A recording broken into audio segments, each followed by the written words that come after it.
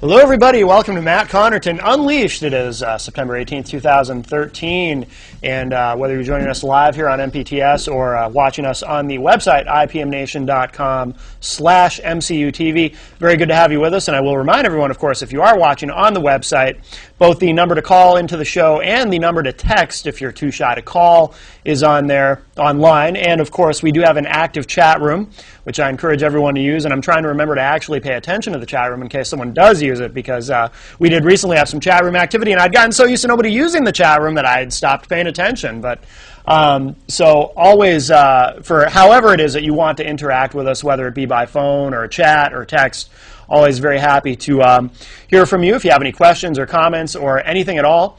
We have with us, of course, as always, Little Mel, who is the host of No Boundaries, Monday nights at 10:30 Eastern Time, live on IPMNation.com. And a returning guest, the Honorable Tony Soltani. Thank you, sir. Did I say your last name correctly? Yes, sir. All right, very good.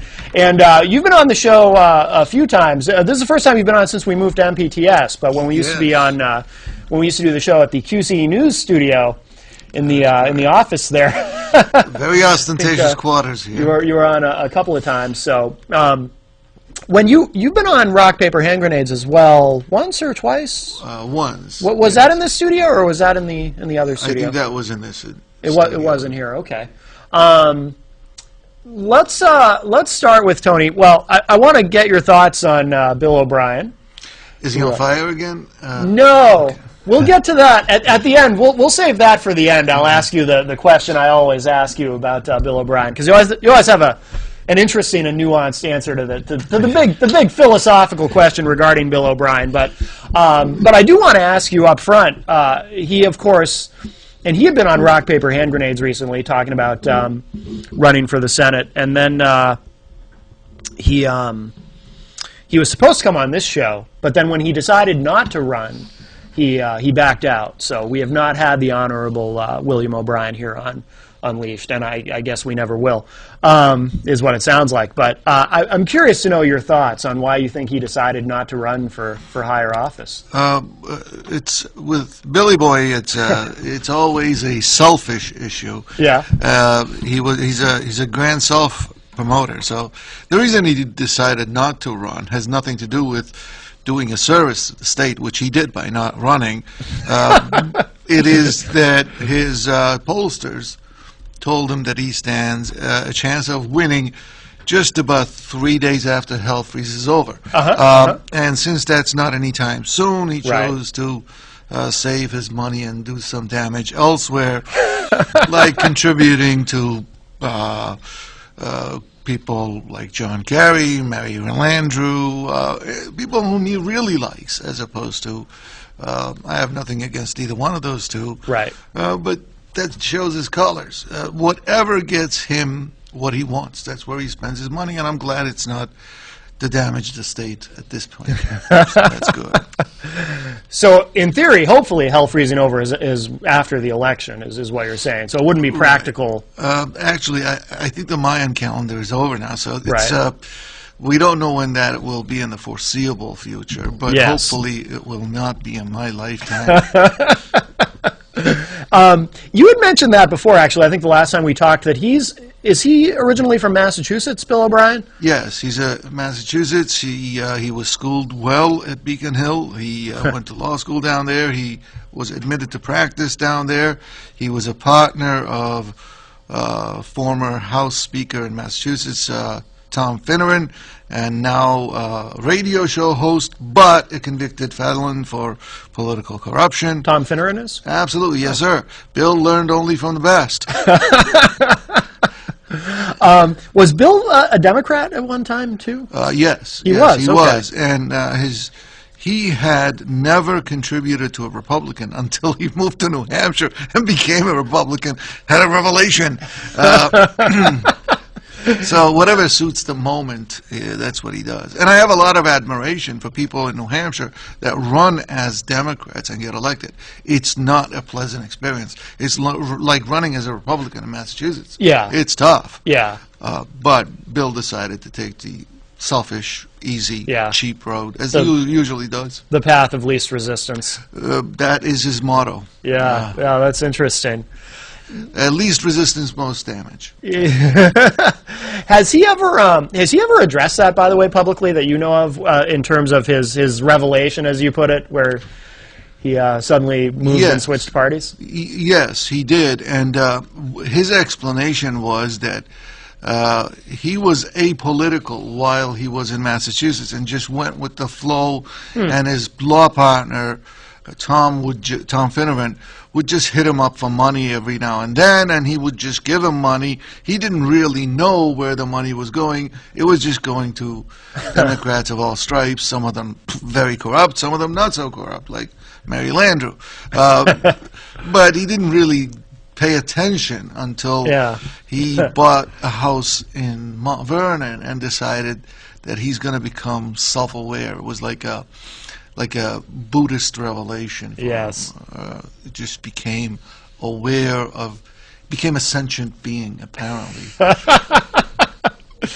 Wow, that's interesting. Yeah.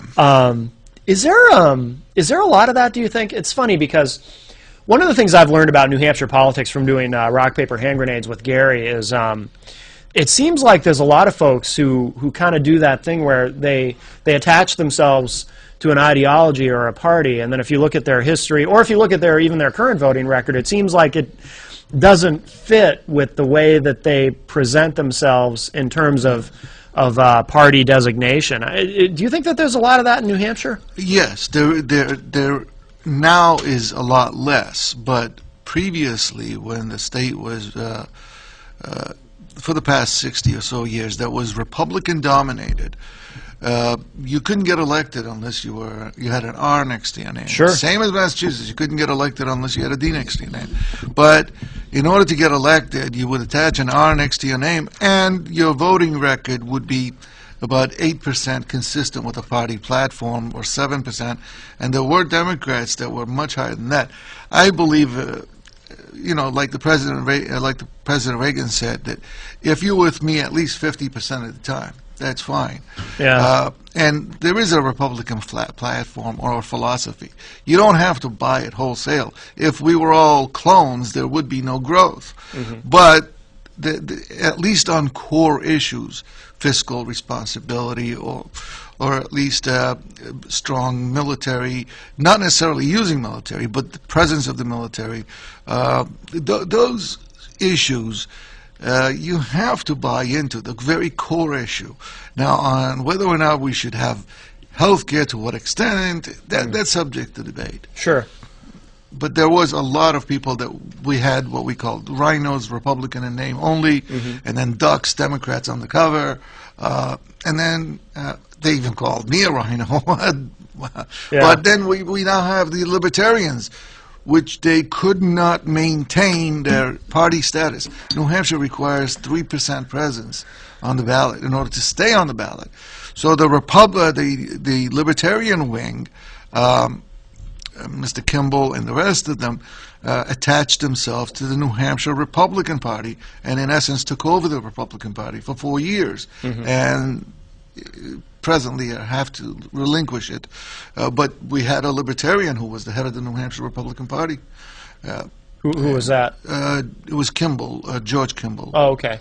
And he's an avowed libertarian, but he became the chair of the Republican Party. No kidding. That's interesting. So the 4 years, for 4 years, the Republican Party was the Libertarian Party, not the Republican Party. And people like me were homeless.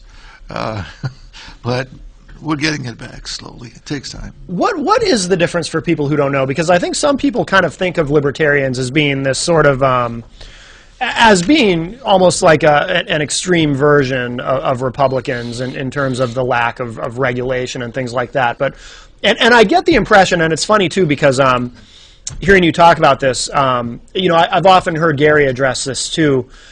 On rock, paper, hand grenades. He likes there to be kind of a delineation. I think he kind of is resentful of the libertarians and the free staters who he feels have taken over the Republican Party and kind of co-opted the party. I mean, how do you explain the difference when you're talking to people? The libertarians are an extreme version of some of the Republican policies and some of the Democratic policies.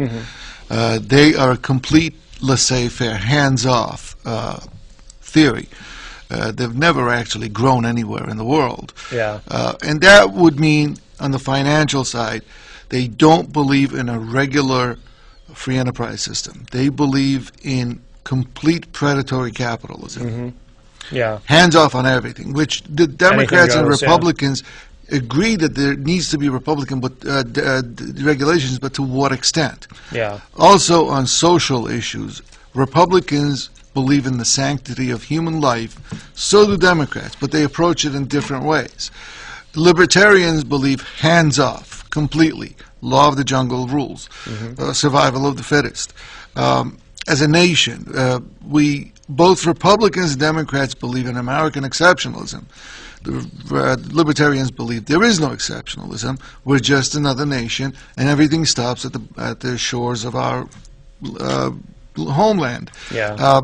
Every issue that you pick, fiscal, social, international, libertarians are hands off. Don't believe in anything except the survival of the fittest, economically or socially. Yeah. But what we and our Democrat friends have in common is that we believe in some intervention, but the degree of intervention for us is different. Yeah. So Democrats find it easier to justify government regulations. For Republicans, we believe that the onus has to be much harder in order for government to intervene to any degree. Yeah. But we do have to have regulations. With the financial industry, with the medical industry, with the legal industry, we have to have regulations. So predatory capitalism is just, it doesn't work. In a few places that have tried it, it's been a miserable failure. Yeah, yeah. Yeah, it's kind of like a Wild West approach to the whole thing that they have. If libertarians had their way, it would be a Wild West. Yeah, yeah.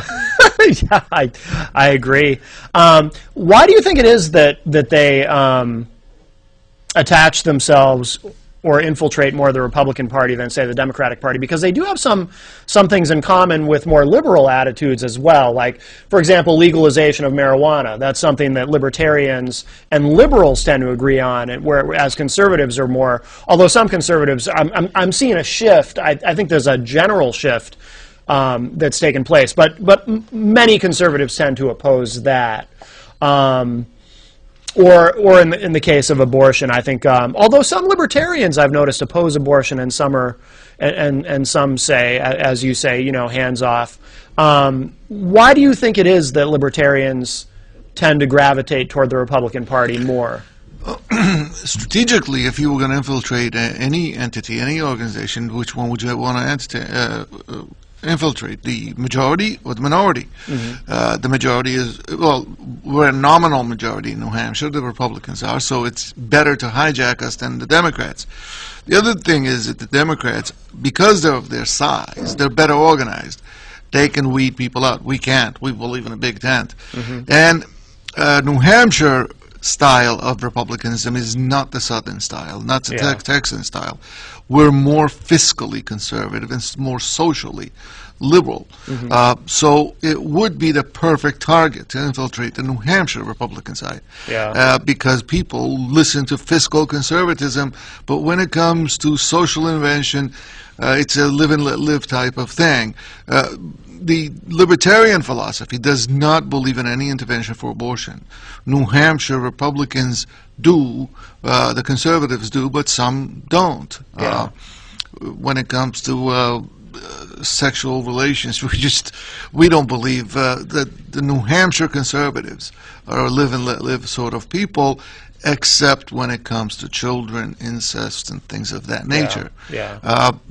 For libertarians, even that's off limits, because scientifically, there's very little difference in genetic anomalies when a brother and sister have a child, or first cousins have a child. It's de minimis. It's less than 1%.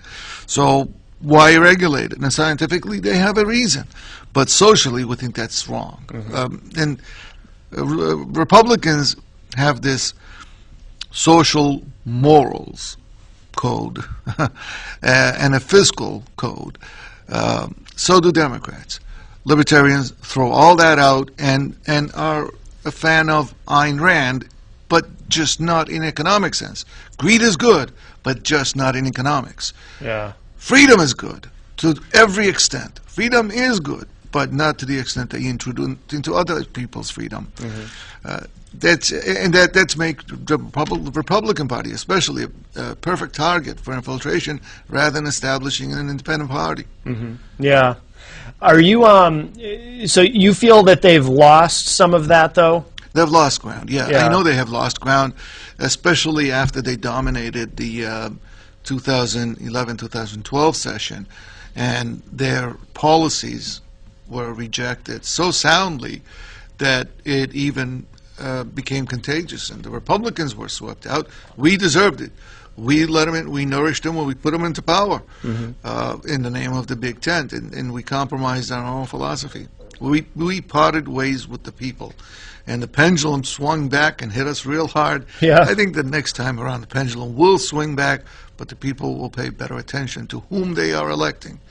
We do have some very well-funded, and please realize, the Free State movement has been in progress for about 14 years now.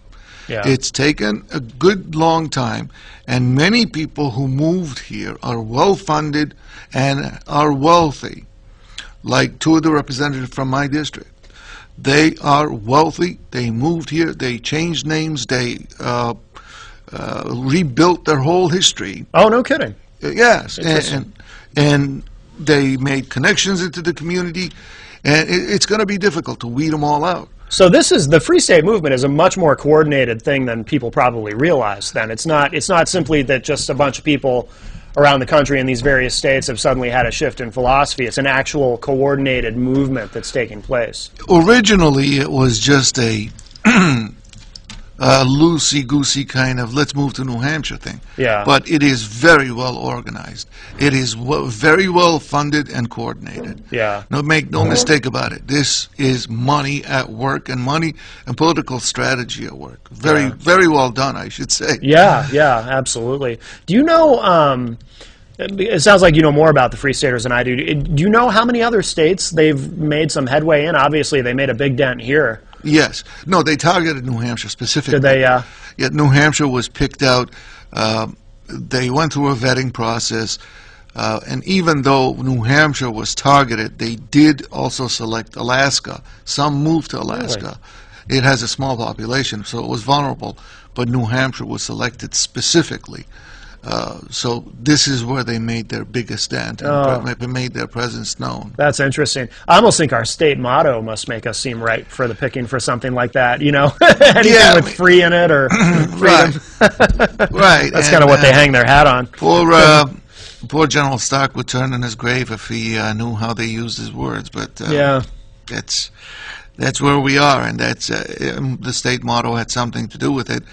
But good Lord knows, and good Lord took down the old man of the mountain, because, as Daniel Webster said, the shoemaker hangs a shoe, the blacksmith hangs a horseshoe, and God hung a man here because this is where he made men, and good Lord decided the production of the quality of production wasn't well enough for him to write down.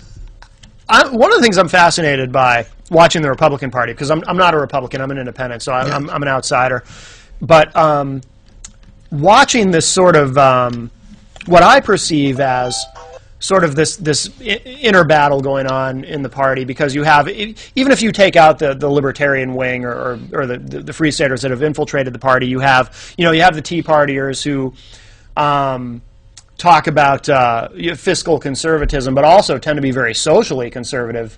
And then you have what I perceive as very moderate Republicans in New Hampshire compared to, as you said, New Hampshire Republicans are different from, say, Republicans in the South, much more socially moderate here.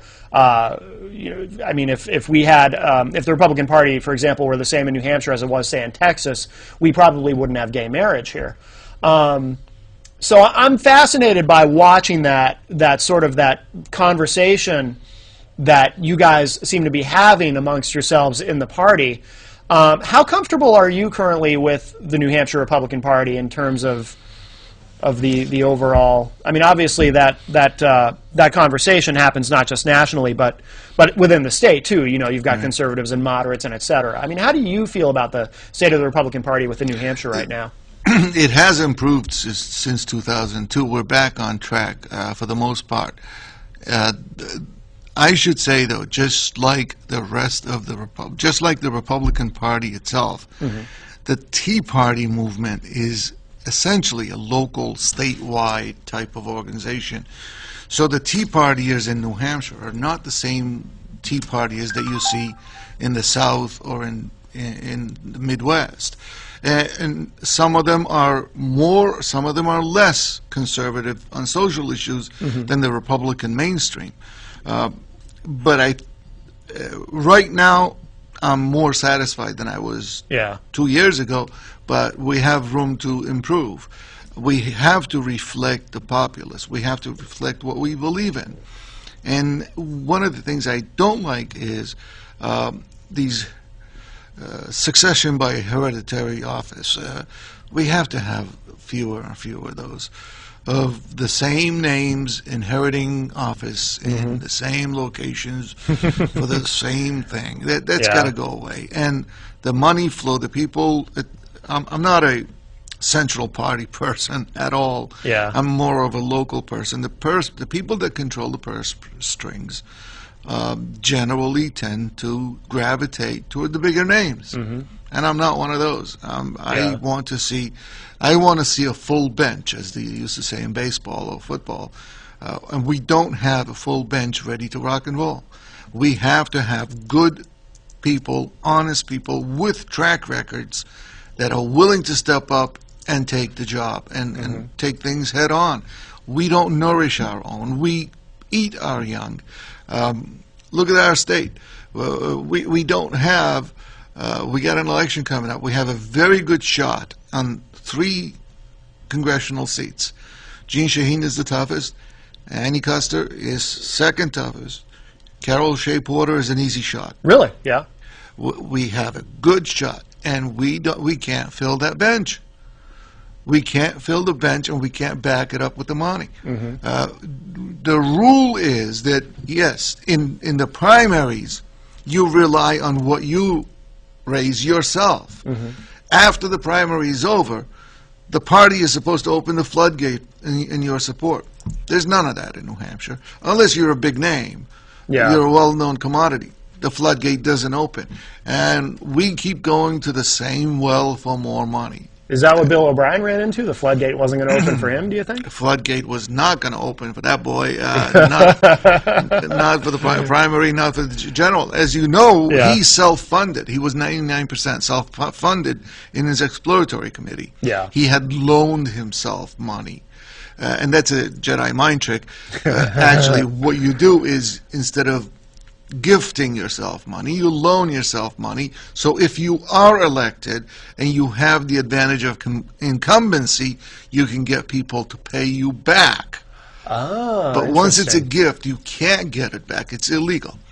So he played that Jedi mind trick, and it's not going anywhere. Well, the rules change too, right? If you're exploring versus once you've actually declared your candidacy, that all changes, right? It does change to some extent. If you are going to, the reporting requirements change, and also the voluntary adherence to limits apply after announcement. But it's voluntary. It's not mandatory. Oh, that's interesting. Do the voluntary aspect of that, do people violate that regularly? Actually, every one of our incumbents has violated it. Oh, no kidding. Interesting. But you don't hear about it until a few years later. Right, It takes the AG takes 3 years to investigate electioneering problems, and then 3 years later, everybody forgets about it, and Billy Bob Joe pays $3,000, and okay, sorry about that, it won't happen again. Okay, great, thank you. The system takes care of its own. Yes. And some things are a political third rail for the AG to touch, and political activity is one of them. But I have faith in Joe Foster. I think he's a great improvement over our previous Attorney General. I I think Joe will do much better. We needed an attorney general, probably worse than any other state in the union.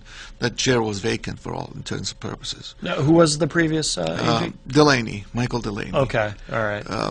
He was an empty suit. Was he? Yeah. It's beyond me why people do these things. But Joe came from the legislature. He's a Democrat, but respected on both sides. He served as the chair of the judiciary under both Democrat and Republican administrations. Oh, no kidding. He has a lot of credibility, and there are a lot of expectation of him. Yeah. People expect him to clean house in that department. It became a joke. It was called the Ministry of Justice after the Soviet Union. Really? But now, with Joe, there is a lot of hope. Is it easier, do you think, in New Hampshire than probably some other places for Republicans to be receptive to Democrats in certain positions? Is there? I've always perceived, and I'm curious what you think. Obviously, I mean, we talked about how Republicans here, how the Republican Party is more socially moderate than in other parts of the country. Do you think the Democratic Party here is also more conservative in some ways than in other parts of the country, or do you think it's more of a static thing? During my lifetime, the Democrat Party in New Hampshire went from being a very moderate compared to other jurisdictions, compared to Vermont and Massachusetts and Maine, our neighbors. Yeah. It was very moderate back in the day. And in fact, you look at Bill Gardner, he was a House member, and during a Republican rebellion, he was installed as the Secretary of State. So there was very little disagreement among the Democrats and Republicans. Bill Gardner is a Democrat. But he's another guy that you guys respect. Oh, right? absolutely. Yeah. I don't think there's a better human being in the state that can occupy that job. Yeah. Same with the appointment of the treasurer. We've appointed Democrats. Democrats have appointed Republicans. Then again, in my lifetime, I've seen the Democrat Party, especially in the recent years, go further and further to the left and alienate members that, like Leo Pepino or Gabby Denault, that came from conservative districts, like Allenstown or some wards of Manchester or up north, where they elect Democrats, but they're still fiscally conservative. Those people have been alienated by the mainstream Democrats or the left Democrats. So there is no state version of DLC, the Democratic Leadership Council, that Bill Clinton, so-called, believed in, the moderate wing of the Democrat Party. Right. You very seldom find, when you look at the voting records, very seldom you would find Democrats falling out of line. But Republicans bolting was a usual thing. No kidding. Yeah. And maybe their numbers has something to do with it. Yeah. Do you think they're better organized on the state level in New Hampshire, the Democratic Party? Absolutely. Yeah. They are a much better machine, much better organized, much better coordinated as far as communication goes and efforts go. They have, and they not overtly, but they use their constituent base to be able to communicate their message, like Labor. They call me a Labor Republican, but I have a very good relationship with Labor. They use Labor better. They use the state employees better. They use teachers, their usual base.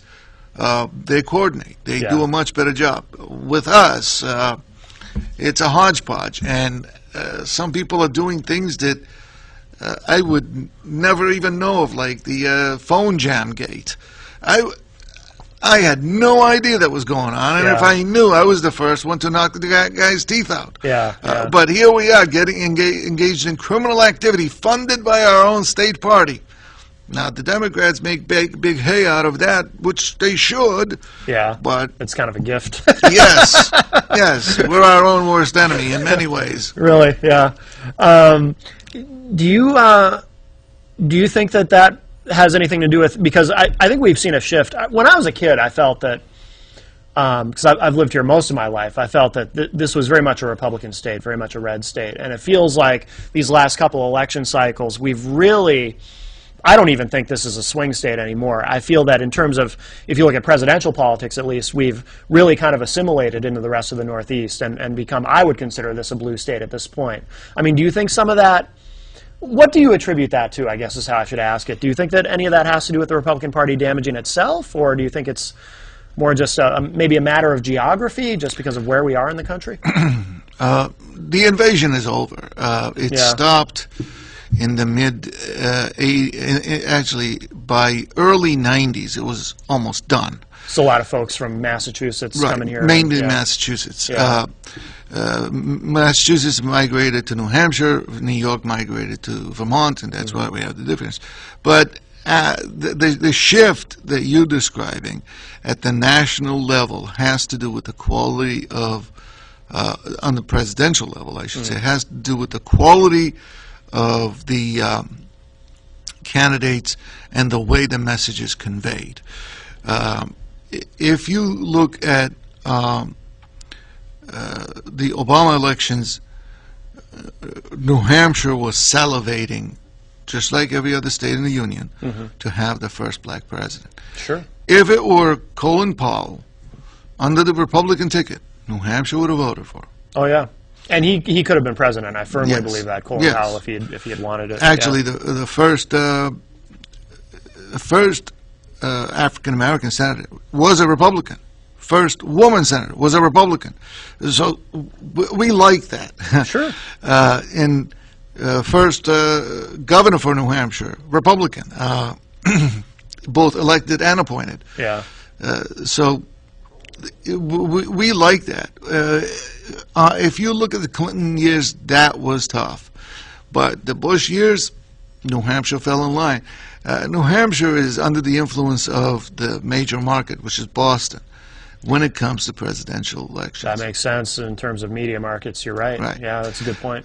And the local market doesn't do much else. I mean, we do have a big say on the primary. We don't have a big say on the general. And with the advent of the modern technology in advertising, you can sell anything in New Hampshire and get away with it.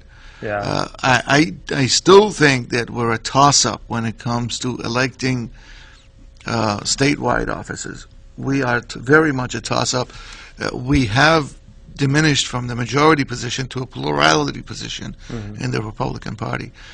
We beat out Democrats only by about 10%, but the independents hold the majority. So we've gone down a bit, but I still think even except the southern tier and the seacoast, and maybe Cheshire County, the rest of the state is very much fiscally conservative. So who sells that message best is who gets in statewide. Yeah. And between the two districts, both of them are toss-ups. And you look at Carol Shea Porter, she's been unelected twice and elected twice. Same with Charlie Bass. Yeah. They're very much swing districts. True. Yeah, that's a good point. And that's interesting what you said, too, about the Boston media market. I'd never quite thought of it that way, but that does make sense, particularly, I mean, where we are in Manchester and, you know, sort of southern New Hampshire. I mean, that makes a lot of sense. When it comes to the general election, New Hampshire has only 4 delegates. Yeah. So who would want to spend money on 4 delegates? Although we did make the difference in the Bush-Gore election. Sure, right? Absolutely. Yeah. But it wasn't intentional. It was accidental. Right. Somebody bought time for New Hampshire and Maine together, not for New Hampshire alone. Yeah. But they bombarded us out of Massachusetts, and it was a close election. But if you were running national, you want what, the 11 and the 4 out of Vermont, or you just want New Hampshire? You don't want New Hampshire. Right. It's not worth the money. Right. Well, I think, and I do think, too, now, I mean, like I said, I wouldn't even consider us a swing state anymore at this point. I was surprised, actually. I think it was by 10 points that Obama took New Hampshire this last time. And that actually surprised me. I felt that New Hampshire would go for Obama, but I didn't think it would be by as large a margin as it ended up being. And I was genuinely a bit surprised by that. Obama had probably, since Jimmy Carter, has had the best grassroots organization I've seen. If you remember the Peanut Brigade from Jimmy, you're too young to know that, but Jimmy Carter became a president on grassroots level, real grassroots. With Obama, you could drive from Pittsfield to Pittsburgh, and there were people on the ground everywhere, going door to door and standing at polls and watching polls inside, reporting to the head office, wherever that might have been. But it was a real grassroots operation. They left us in the dark ages. Yeah. We didn't stand a chance. Were you comfortable with Romney as a nominee? Yeah, I did vote for him. Romney. Well, but were you comfortable with? I mean, did you think he was the guy? I mean, he was the right guy at that time. At that point, yes. I think Mr. Obama during the second term probably will displace Jimmy Carter as the worst president in our history. He's done a lot of damage to the country, and I was hoping it would stop. And I was very comfortable with Mitt Romney. Mitt Romney is wealthy, but that shouldn't be held against him. Yeah. Mitt Romney has had a track record of being honest. The guy couldn't tell a lie if his life depended on it, and I like that. He's a straight shooter. He's gone up against Kennedy in Massachusetts and lost by 2 points, and he was the governor of Massachusetts. He used Massachusetts as a laboratory for a statewide healthcare system. It's worked to some extent. It has not worked to some extent. It could be tweaked. Mr. Obama, on the other hand, people are now realizing how much danger we're in. Are you talking about Obamacare, or are there other issues where you think he's? Insofar as our international affairs go, Yeah. Mr. Obama has been in politics far fewer years than I have. Mr. Obama had zero experience with foreign policy. Yeah. And he had very little experience with statewide policy. He was a state senator out of Illinois, which we know it's famous for its election methods. And also early, vote often. Vote early, vote often, and votes are for sale. Better than India. And then he was a state senator, and there was this slobbering love affair, and I hate to use it because it's been used so much, but the Fifth Estate completely failed the American people. Back in Massachusetts, you used to say you can't vote for that guy because Boston Globe hasn't vetted him yet. But here we have a president, never been vetted for anything. He became the president. And 5 years later, we realize this guy is playing it by the seat of his pants. He has no idea. The immense power of the United States in the global community is a foreign notion to him. When you have the State Department, the Department of Defense, and the White House send signals, people live and die. It's that simple. Are you talking about Syria? That's Because I think just one. Syria's been a debacle. I would. People died, and more people will die. And there is this urgency or desire to want to be with your president. As we say, the politics ends on our shores. And that's what happened with Senator McCain and Senator Graham. And I wanted to support my president, of course. But he was wrong. He was just dead wrong. You cannot do that. You cannot lob a few missiles and hope for the best.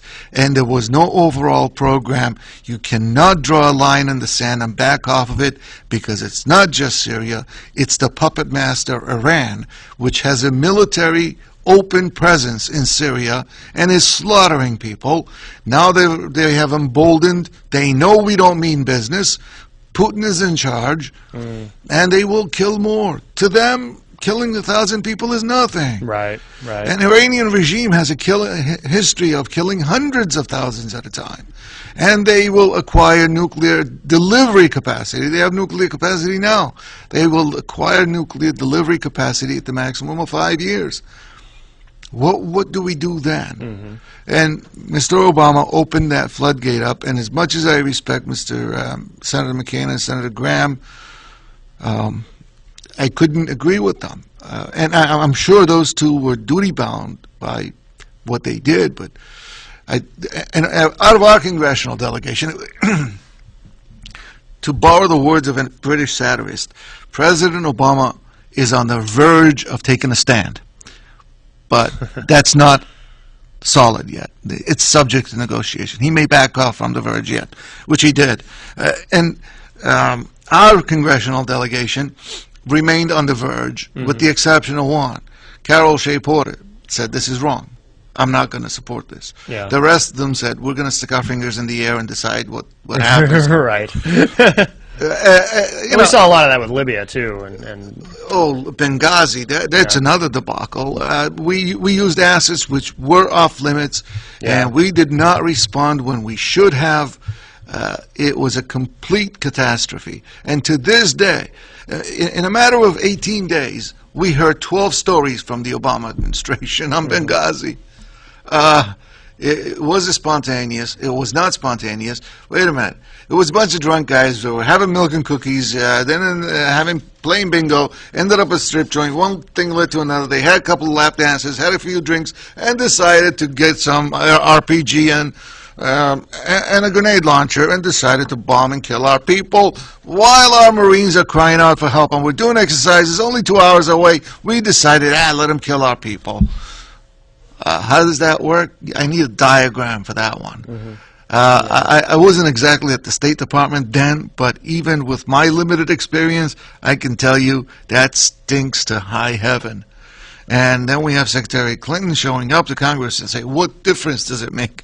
Well, every time an ambassador of the United States gets killed anywhere in the world, it makes a big difference. It is the sovereign territory of the United States, sovereign representative. Do you know what a title of an ambassador is? It's about 3 sentences long. Omnipotentiary. Only an ambassador can see the king. He is the equivalent of our president on foreign soil. Right. And he was murdered. Yeah. We do nothing about it. And the trick is, we knew it was going to happen. We have plenty of signals, plenty of warnings. We didn't do anything about it. And with Syria, we had demand after demand for request after request, I should say. There are several factions, but one of them is pro-West, with a force of about 80,000. And this pro-West faction, non-Al-Qaeda, non-jihadist, they had requested 3 things: food, medicine, masks. They said, we will fight. We don't want boots on the ground. We want food, medicine, masks. They were denied repeatedly. But when the time comes to give Georgia, who's fighting the Russians in an open war, they ask for food, water, and humanitarian blankets, things like that. We send the Coast Guard to deliver it to them. No problem. Even the Russians agreed. But why couldn't we give these people food, humanitarian, and mask? So they would live. Right. But would you be comfortable, though, by doing that, then inserting us into, although by proxy, inserting us into a civil war in Syria? Well, or would you have preferred that to what we've done now? Oh, actually, I'm sorry. Hold that thought, Tony. We have a call. Hi, welcome to Matt Connarton Unleashed. Who's on the line? Hi, Matt. It's Flo. Who is this? How are you today? Good. How are you? Oh, not too bad. I just thought I'd call in and say hello. And I know that I guess we got some new people. We still got the same old, huh, for voting. What do you mean? I guess Gatsis won and the alderman. Yeah, well, I mean, I'm pretty sure. I mean, Gatsis is pretty deeply entrenched. I don't think he's going anywhere. Who you got over there? Our guest today is Tony Soltani, the Honorable Tony Soltani. Do you have a question for Tony, or a comment, or anything about what we've been talking about? What does he represent? What do you represent? The big question, the big philosophical question there, Tony. What do you represent? Well, my geographic location is in Merrimack County. But I represented everything from Manchester border all the way to the Lakes region. That's because many people at the State House like me. And what do I represent philosophically? I'm fiscally conservative, socially more moderate than most people. I know Manchester elections was yesterday, and I don't think anything is going to change drastically. I think Concord is going to go through a lot of changes. Really? Yeah, yeah. Yeah. What do you think? Yes, I met you before, I believe, someplace, too. I'm sure you have. I have been around a long time. Yeah, I saw you at Hillary's campaign, I believe. Well, that seems unlikely. Yeah, if you did see me, I was probably holding a sign that said, "I don't." Where did I see you then? Oh, geez, I'm trying to figure that out. Yeah, you could see. I just thought I'd call in and say hello to Matt, and just keep safe. As a matter of fact, someone called me from the, when I called the bank, they said, "Gee, where the heck you been?" They were worried about me. Oh, my. Which was Wow. thoughtful. So it's good to keep an eye on people that we care about. Absolutely. I agree with you. 100%. Well, I'm going to see John this afternoon, Matt. Oh, John Proto. John Croto, yes. He just John just lost his wife recently, so his wife Diane. So, no, that's good that you're going to see him. I hope he's doing okay, or as okay as can be expected under the circumstances. That's great. That I don't know. He's got a few problems there. He asked for me, so the wake was already done, and I couldn't go because I was a little bit under the weather. Oh, okay. Well, I can he wanted to see me today, so I'm going to go see how he is. Yeah. And I hope that the hole in his ceiling, the roof is somehow repaired, because they had a storm and you could see the sky. Oh, my. Everything got all wet in his face. That's not good. Oh, no. No, everything that's going on for him, I feel so bad for him. I do too. Well, please give him my best when you talk to him. Oh, okay, I will. Yeah. And nice to meet you, sir. Tony. Yeah, don't call me sir. It's just Tony. It was a pleasure talking to you. We're not together. It's just one of those days. Sure. I think it's important that you give John your love and compassion. He could use it. It's important. So you guys take care and stay safe. Absolutely, and you do the same. Thanks very much for calling. Thank you. Bye. Bye-bye. Oh, that was nice. Yeah. Well, what we were talking about whenever you want to have any intervention in a foreign government or foreign location, there has to be an overall